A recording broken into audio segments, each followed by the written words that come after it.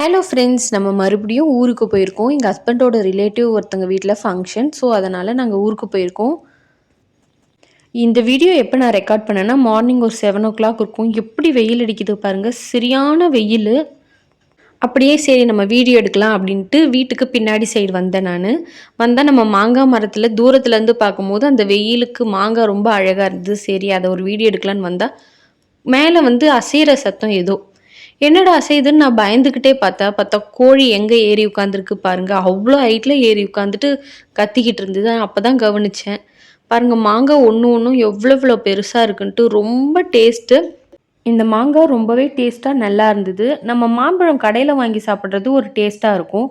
ஆனால் இந்த மாதிரி வீட்லேயே காய்ச்ச மாங்காவை பழுக்க வச்சு சாப்பிட்றது அது ஒரு தனி சுகம்தாங்க.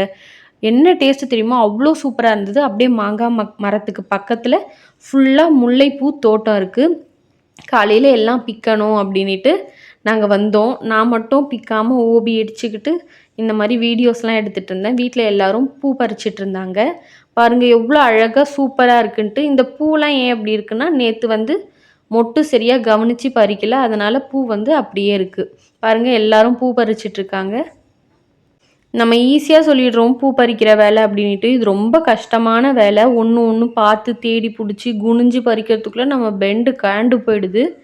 மார்னிங் 6 இல்லை 6:30க்கு ஸ்டார்ட் பண்ணுவாங்க. அது பூவோட வெயிட் பொறுத்து நம்மளுக்கு டிலே ஆகும். சில டைம் 10:00 எடுத்து முடிச்சிடுவாங்க எல்லா பூவும். சில டைம் 12:00 வரையும் கூட பறிச்சிட்ருக்கேன் அப்படின்னு சொல்லுவாங்க. நம்மளை மாதிரி ஆள் 1 நாள் 2 நாள் போயிருக்கவங்களுக்குலாம் இது ஒரு டிஃப்ரெண்ட்டான ஃபீல். ரொம்ப என்ஜாய் பண்ணுற ஒரு விஷயந்தான். கீழே ஃபுல்லாக க்ரீனாக இருந்தது. பில்லு இருந்தது. அது கூட ஏதோ ஒரு கீரைன்னு சொன்னாங்க. அந்த கீரை சமைச்சு சாப்பிட்டா ரொம்ப நல்லாயிருக்கும் அப்படின்னு சொன்னாங்க. பாருங்கள், இது ரொம்ப சின்ன செடி இருக்கிறதுலையே, ஆனால் அதில் எவ்வளோ பூவும் மொட்டும் இருக்குது பாருங்களேன். அப்படியே இது ஒரு மாங்காய் மரம். இது அந்த மரத்துக்கு கொஞ்சம் தள்ளி இருக்கும். பாருங்கள் சைடில் இருக்குது. அது குண்டு மாங்காய், இது கிளிமூக்கு மாங்காய். அதுவும் நல்லா டேஸ்ட்டாக இருக்கும் அப்படின்னு சொன்னாங்க.